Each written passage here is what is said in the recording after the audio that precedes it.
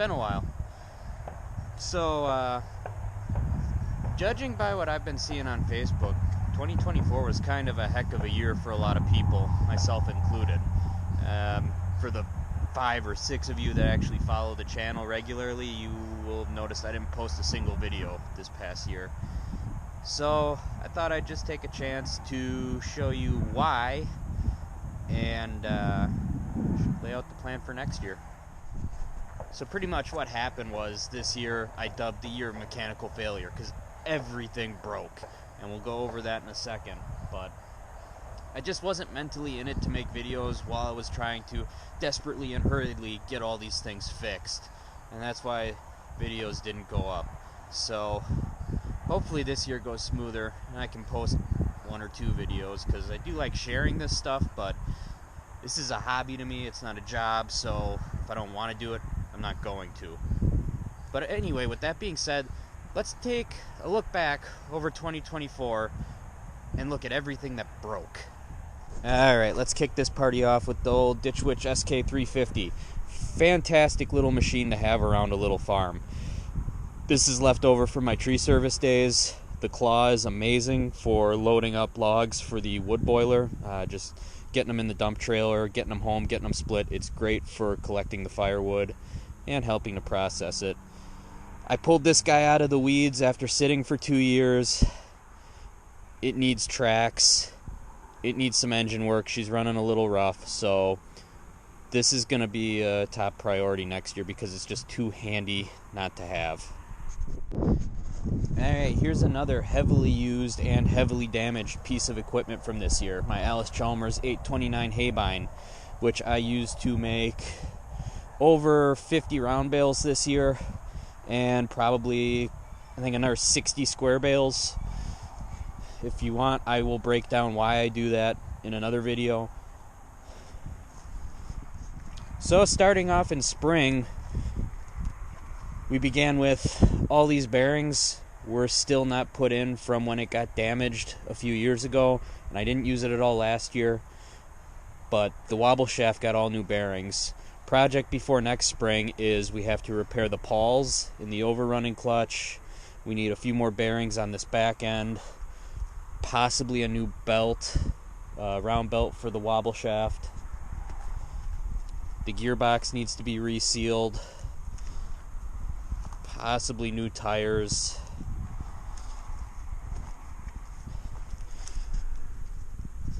Bearing carrier completely blew up at the end of season. Luckily that wasn't until third crop, but that was the final catastrophic damage that put this out of the running for the rest of the year.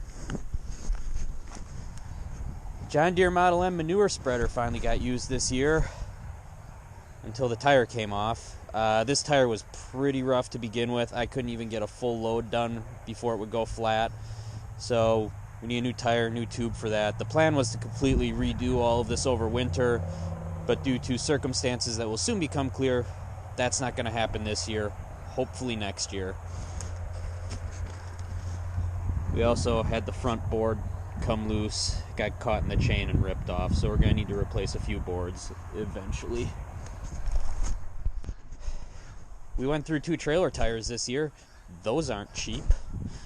Both of them hauling cars to the junkyard because both of my cars broke down this year. They got replaced, fortunately. The D17 Series 1 has migrated outside from the shop because head gasket, possible candidate for full restoration eventually. I have a backup plan in the meantime, though. More on that in a minute. New Idea 484 ran like a champ. No problems there. No issues with the D2 this year because I did not use it at all. It does have one jammed up roller on this side, though, which I will probably be making a new one from scratch. But engine-wise, still running good. Still a champ. Got to cover this guy up before the snow comes. Alright, Chevy guys, insert your Ford joke here. I had to do injectors on this. That was a project I had zero faith in myself completing, but I pulled it off, which was good because I didn't want to have to tow it to my mechanic. One injector went. I did the whole set. That was a learning experience, but she's back to running like a champ and is our most reliable vehicle yet again.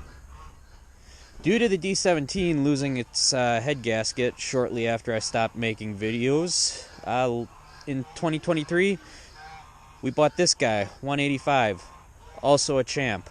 More on this guy in a future video. The good old Model C has also migrated outside for the time being. This will be going in the barn, but I did get it running after I stopped making videos. However, we have an engine issue with it already. It's possibly bad Chinese quality bearing. Perhaps the oil pump went, but something went wrong in this shortly after getting it running, so we had to take this back into the shop. So there'll probably be more videos on this guy soon. So all that being said, I think the last time I made a video I didn't even have heat in the shop yet. I have heat in the shop now. It's awesome. I can work year round. Way better than, I think the last Model C video I made I still didn't have heat. I was wearing gloves and everything because it was cold, but yeah, it's nice and warm in here now. Which brings me to my major project that kept me busy because I was trying to get it done super quick, even though I'm still working on it now, which is Plan B for the D17, because that was my main tractor I was using. It had the loader on it. I need a new lifting machine because the Ditch Witch engine's running wonky. That machine needs major work. However, the stars aligned and I picked something up to take care of that. She may not look like much right now, but I'll tell you what, it looks way better than when I picked it up last November. So this is our new 1963, I believe, D17 Series 4, the holy grail of D17s. And I'll tell you what, she is a beaut now compared to the day I picked her up. Insert picture here. Yeah. It was in a complete barn fire. Totally messed up. I'll probably make more videos about this, but she's coming along great. I started on it about middle of January last year, so we're making some extreme progress here, partially because I haven't been filming it. That really speeds things up, but I would like to make a couple videos about it because I'm pretty proud of how this process is coming along.